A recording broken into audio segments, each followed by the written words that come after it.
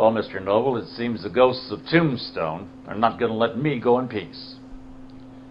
Maybe it is time to tell the story of that town. The way it really happened.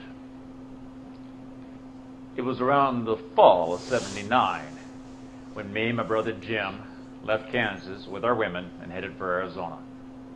And Doc and his woman Kate hooked up with us. And contrary to the stories you may have read, we didn't leave looking for gunfights. We left looking for business opportunities. Well, as it turned out, we found both. We hooked up with Virgin Alley in Prescott. Morgan and his wife Louisa came down from Montana, and we all headed for that rich silver strike in Tombstone. Oh, correction. Doc and Kate stayed behind there at the Palace Saloon to play out a winning streak. I was riding shotgun for Wells Fargo to protect the payroll when we arrived, and my impression was good. But it did not take long to learn that that town was full of land fraud, claim jumpers, crooked politicians, and cattle rustlers. Well, the bad element all got there early, and they were all in cahoots, and they weren't accustomed to interruptions by authorities. Fact is, no one was sure who the authorities were, including the authorities. Oh, troubles got handed around like hot potatoes. A particular problem would belong to Mexico, or it might be Arizona's, or then it might belong to New Mexico. You add to this the usual meddling by the federal government, and you've got a town ripe for corruption. So after a lot of violence and lawlessness, on one fateful day, a man came up to Virgil and said the Clantons and the McClowrys were in the Dunbar Corral, and fixed to head toward that OK Corral, and that he had better go down there and disarm those men. Virgil asked me and Morgan to assist him, and Doc insisted on coming along. I know as we walked down there, we all knew we were facing. But Virgil was going down there to disarm those men. Morgan and Doc, they didn't have a clear head between them. Doc was there for the killing. Me?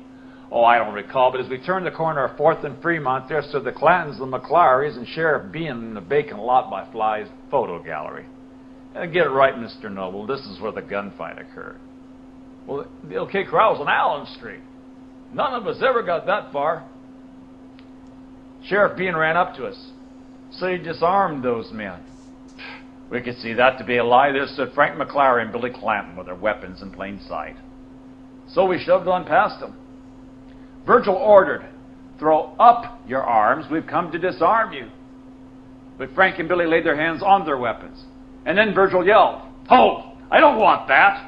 Frank and Billy drew their weapons, and I think Doc opened the bulb, and in that instant I knew it was kill or be killed in a fight for life. Billy leveled his gun at me, but I at Frank McClowry because I knew he was the more dangerous shooter, and Billy and I fired at the same time. Some 4 shots had gone off, and Ike Clanton ran over, and he grabbed me by the left arm. I could see he wasn't healed, so I shoved him off, and I said, "This fight's commenced, get the fighting or get away." And with that, he ran off like the coward he was, and in less than 30 seconds, Frank, Tom, and Billy lay dying. Morgan was hit through the shoulder, Virgil through the leg. Doc was grazed. He seemed disappointed. Only I was unhit, and Ike was still running. A few moments later, some armed citizen vigilantes came up and helped Morgan and Virgil to their homes, while Frank, Tom, and Billy finished dying. Billy Clanton was only 19 years old.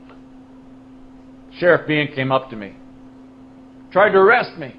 I told him I wouldn't be arrested, but I was there to answer for what I'd done, and I wasn't leaving town. Well, now things were really getting ugly. Ike Clanton was found and taken into temporary protective custody to prevent his lynching. I had hoped things would settle down, that we could get back to our business, but it wasn't to be so. Well, no. Violence has its own momentum. Everyone was scared and nervous. The citizens were afraid the cowboys were going to shoot up the town, and everybody was divided into armed camps. To some folk, me and my brothers were heroes, while to others, we were cold-blooded killers.